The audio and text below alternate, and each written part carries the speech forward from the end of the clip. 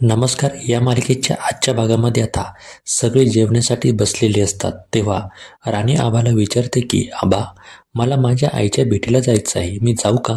तिची तब्येत बरी नाही म्हणून. तेव्हा आबा तिला म्हणतात की जा, तू अशा गोष्टी विचारायच्या नसतात राणी. तेव्हा इंद्रा सुद्धा म्हणतो की तू आवरून घे, मी तुला तिथे सोडतो. आता हे ऐकून उर्मिलाला पुन्हा मालतीची जी कान आहे ना ते भरायला पाहते. ती म्हणते की पहा आई, कशी सेवा चाललेली आईची, ही खरंच हुकमाची राणी झालेली दिसते. तेव्हा मात्र मालती म्हणते की काही गरज नाही तिकडे जायची, इकडे सगळी कामे पडलेली आहे, ती कोण करणार? संध्याकाळचा स्वयंपाक कोण करणार? तेव्हा ती म्हणते की मी तिथून आल्यावर सगळं करेल. तेवढ्यात आबा म्हणतात की जा तू, जाऊ नये. तेव्हा विक्रांत म्हणतो की आबा तयार राहा, मोठा तमाशा होणार आहे. आणि इकडे इंद्र राणीला सोडण्यासाठी निघून जातो. दुसरीकडे आता विक्रांत गच्चीवर येऊन कंपनीमध्ये गजाला कॉल करतो आणि म्हणतो की गजा, वस्तीवर आपल्या विश्वासाची काही माणसे आहेत का? तेव्हा तो आहे म्हणतो आणि विक्रांत गजाला सर्व प्लॅन सांगतो आणि म्हणतो की हे काम झालंच पाहिजे. आता इकडे इंद्रा राणीची बाहेर वाट बघत असतो तेव्हा तो मनालाच म्हणतो की काय इंद्रा, एक वेळ होती जेव्हा तिच्या पायाला लागलं होतं आणि तू तिला वाटेतच सोडून आलेला होता आणि आता तू तिला सोडायला तयार झाला.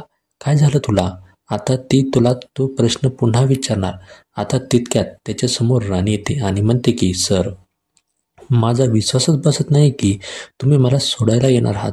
तेव्हा तो म्हणतो की का ग, तुला असं का वाटतंय? तेव्हा ते म्हणते की सर, तुम्हाला आठवतंय का आपण पिकनिकला गेलो होतो तेव्हा सर्वजण मस्त मजा करत होते आणि तुम्ही सगळ्यांना एका लाईनमध्ये ऑर्डर सोडत होतात, एकदम कडू कारल्यासारखं. आता तो तिला म्हणतो की तू मला कडू कारलं म्हणलीस? तेव्हा ती हो म्हणते. ती म्हणते की तुम्ही तुमचं तोंड बघा एकदा आरशामध्ये, कसं दिसतंय ती. ती त्याची मजा घेत असते, तिला आनंद वाटत असतो. आणि आता पुन्हा ती त्या प्रश्नावर येते. ती म्हणते की सर, तुम्ही मला सोडायला येणार आहात, तसं तुम्ही मला घ्यायला सुद्धा येणार आहात का? त्यावर तो हो म्हणतो, मी येणार आहे. मग तुम्ही मला घ्यायला येणार, तिथे आल्यावर मी बापूंना काय सांगू तुम्ही मला कोणत्या नात्याने घ्यायला आला म्हणून? आता इंद्रा जरा घाबरतो. तो तिच्या प्रश्नाचं उत्तर न देताच म्हणतो की चल, आपल्याला उशीर होत आहे. आणि दोघे सुद्धा वस्तीवर निघतात. इकडे विक्रांतच्या प्लॅननुसार गजाबाई इंद्राच्या गाडीच्या खाली खिळ टाकायला सांगतो त्याच्या माणसांना. आता इंद्राची गाडी ही पंक्चर झालेली असते, त्याने राणीला वस्तीवर सोडलेलं असतं. तेव्हा राणी त्याला म्हणते की सर, तुम्ही इथपर्यंत आलेच आहात तर चला ना घरी. पण तो नाही म्हणतो. तो म्हणते की राणी, मला उशीर होत आहे. पण तेवढ्यात त्याला कळते की गाडी जी आहे ना ही पंक्चर झालेली आहे आणि तो आहे ना, तो तिला आता थांबवतो आणि म्हणतो की बघ ना राणी, गाडीसुद्धा इथे पंक्चर झालेली आहे. तेव्हा राणी म्हणते की बघा, तिचीसुद्धा इच्छा होती की तुम्ही माझ्यासोबत यावं. आता तो म्हणतो मग की मला ऑफिसमध्ये जायला उशीर होत आहे, आता मी काय करू? आता पंक्चर करायला खूप मोठा टाईम जाणार आहे. तेव्हा राणी म्हणते की टेन्शन घेऊ नका सर, तुम्ही ते राणीच्या इलाक्यात आहात. इथे एका शिटीवर आपले कामं होतात. आणि तेव्हा जी आहे ना राणी शिट्टी मारते आणि 2-4 पोरं आहे ना गोळा होतात आणि म्हणतात की काय ग, काय झालं राणीताई? आणि ती त्यांना सांगते की बघा ना, सरांची गाडी पंक्चर झाली. आणि ती पोरं लगेच म्हणतात की आम्ही लगेच काम करतो. आता राणी इंद्राला पाणीपुरी खाण्यासाठी इथे हट्ट करत असते. तो सुद्धा हो म्हणतो आणि दोघेसुद्धा इथे पाणीपुरी खायला जातात. पण इंद्राला जी ती कशी खायची ना तेच माहिती नसतं. तेव्हा राणी त्याला पाणीपुरी खायला शिकवते. दुसरीकडे जो गजाबाई असतो ना, तो विक्रांतला कॉल करून सांगतो की काम झालेलं आहे, आता इंद्रा सरांना यायला कमीत कमी 1 ते 1.5 तास लागणार आहे. आता इकडे राणी आणि इंद्रा दोघेसुद्धा मस्त पाणीपुरी खात असतात.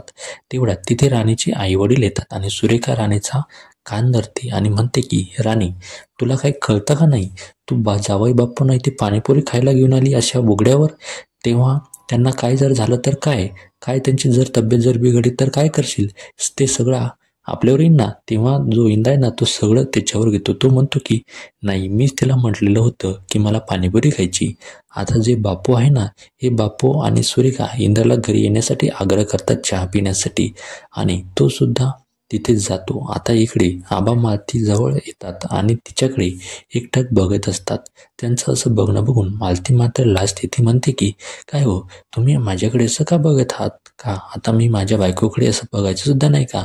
आणि दोघीसुद्धा जुन्या आठवणींना इथे उजाळा देत असतात. आणि आबा मालतीचा हातात हात घेतात आणि म्हणतात की मालती, जसं तुम्ही सगळ्यांना आपलंसं केलं ना तसं तुम्ही राणीला स्वीकारणार का? आता त्यांचे असे शब्द ऐकून ना तिला खूप राग येतो. ती त्यांना म्हणते की हे सगळं नाटक होतं ना, तुम्ही मला जे आत्ता बोलली होती हे सगळं खोटं होतं ना, तुम्हाला फक्त त्या राणीचाच इथं हे विचार घ्यायचा होता ना. तेव्हा आबा जे आहे ना ते म्हणतात, नाही मी जे बोललो ते खरं आहे. तुम्ही आता जे आहे ना, ती राणी आहे ना ती आता आपली सून झालेली आहे, तुम्ही तिला आता स्वीकारायला हवं. तेव्हा ती म्हणते, नाही मी तिला कधीही स्वीकारणार नाही. आता जे आहे ना इकडे इंदिरा राणीच्या घरी आल्यावर सुरेखाची तब्येत कशी आहे म्हणून विचारतो. तो खूप खुश असतो आणि तेवढ्यात राणी त्याला चहा आणून देते आणि तो एकदम हसायला लागतो. आता त्याचं असं हसणं बघून ना राणी त्याला विचारते की काय झालं सर तुम्हाला हसायला. तेव्हा तो म्हणतो की मला ना आपल्या पिकनिकचा पावनकीचा जो आहे ना तो दिवस आठवला. आता इकडे फॅक्टरीमध्ये विक्रांतच्या प्लॅननुसार जो गजाबाई असतो ना तो गजा कामगारांची भांडणं लावून देतो. आता त्यांचा वाद हा खूप वाढतो. तो किटी आहे ना तो इथे भांडणं आवरण्याचा प्रयत्न करत असतो, पण त्याला ना ते काही कामगार जे आहे ते आवरत नसतात, म्हणून तो इंद्राला कॉल करतो. पण त्याचा जो फोन आहे ना तो गाडीत असतो, त्यामुळे तो काही कॉल उचलत नाही. आता सगळे कामगार हे म्हणतात की आता इथे आपलं काही होणार नाही, आता आपला जो न्याय आहे ना ते आता आबाच करतील. आणि ते सगळे कामगार जे आहे ना ते भांडत जे आहे ना ते आबांकडे जातात, आबांच्या घरी जातात. तिथे गेल्यावर सगळे त्यांच्या दारापुढे ते धिंगाणा घालत असतात, गोंधळ घालत असतात. तेवढ्यात किटी घरात जातो आणि घरात गेल्यानंतर आबांना बाहेर येण्यास सांगतो. खूप मोठा घोळ झालेला आहे, आता हे सगळं ना हे सगळं तुम्हीच हँडल करू शकता.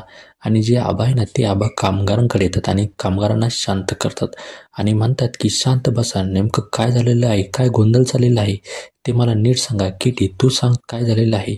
तेव्हा जो किटी असतो ना तो आबांना सगळं सांगतो आणि यावर जी आबा आहे तेव्हा आबा म्हणतात की या सगळ्यांमध्ये इंद्रा कुठे आहे, तो नाही दिसत आहे. तेव्हा जो किटी आहे तो म्हणतो की इंद्रा सर अजून ऑफिसमध्येच आलेले नाही. आता तेवढ्यात तिथे विक्रांतसुद्धा येतो आणि विक्रांत आल्यानंतर विक्रांत म्हणतो की काय, विक्रांतला जी मालती आहे ना ती मालती विचारते की इंद्रा कुठे आहे विक्रांत. तेव्हा जो विक्रांत आहे तो म्हणतो की मी त्याला सांगितलेलं होतं की मी बाहेर मीटिंगला चाललेलो होतो आणि तो ऑफिसला जा म्हणून. तेव्हा जो विक्रांत आहे ना तो विक्रांत म्हणतो की का इंद्रा ऑफिसमध्ये नाही गेला का. तेव्हा जी उर्मिला आहे ना ती उर्मिला म्हणते, नाही ते राणीला सोडण्यासाठी वस्तीवर गेलेले आहेत ना. तेव्हा आता मालतीची आग जी आहे ना ते आता तळपायाची आग मस्तकात जाते आणि ती म्हणते की काय ह्या पोरीमुळे ना जो इंद्रा आहे तो कामाचं लक्षच नाही त्या इंद्राचं. आता येणारा जो एपिसोड आहे ना या एपिसोडमध्ये आपल्याला असं बघायला मिळते की जी मालती आहे ना ती मालती आता इंद्राला 2 ऑप्शन देते. ती म्हणते की इंद्रा तुला निर्णय घ्यायचा आहे की की आता तुला नेमकं तुला कंपनीचं MD पद पाहिजे की राणी पाहिजे, हे 2 निर्णय आहे ना या 2पैकी तुला एक आता निवडायलाच हवं. तुला काय पाहिजे आहे. तेव्हा आता इंद्रा गोंधळात पडतो की आता पुढे आड मागं वीर नेमकं काय करावं.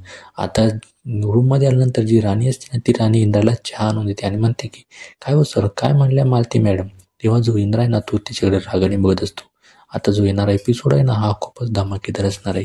येणाऱ्या एपिसोडमध्ये काय होईल, तुम्हाला काय वाटतं, तुमची प्रतिक्रिया आम्हाला कमेंटच्या माध्यमातून नक्की सांगा. आपल्या चॅनलवर जर नवीन असाल तर आत्ताच आपल्या चॅनल आहे ते सबस्क्राईब करून घ्या. धन्यवाद.